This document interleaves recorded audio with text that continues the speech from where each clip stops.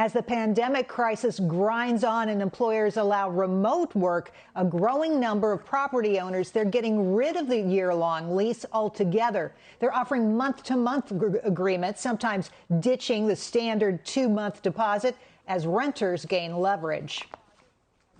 From San Francisco to New York, lease lockups are no longer standard, according to the National Apartment Association, which says a third are offering short-term leases to at least 10% of residents. In San Francisco, where renters used to compete for properties, new landlords are offering concessions.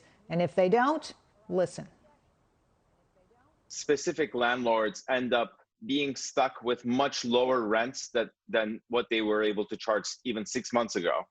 More than 10%, sometimes more than 15%.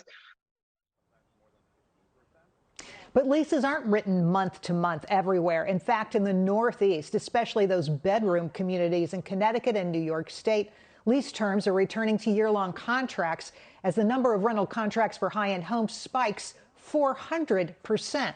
Listen. Rental prices are increasing every single day. We're seeing a shortage of rentals, therefore prices are going up, and leases continue to be written at higher rates than they were prior to that lease. Well, the rental market may be weak in some parts of the country, obviously, but the market for buying homes, existing homes and new homes, red hot. Listen to this. Today, housing starts released for the month of July up 22.6%.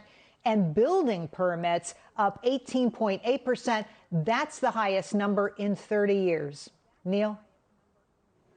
And Jerry, I would imagine there's a difference, let's say, if you're in New York City, where rentals sometimes go begging, versus out in the burbs, as you were showing there, where they're anything but, it's a different world, right?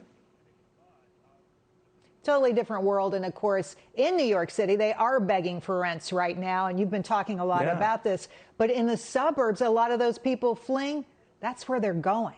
Neil? That's exactly right. Jerry Willis, fascinating stuff.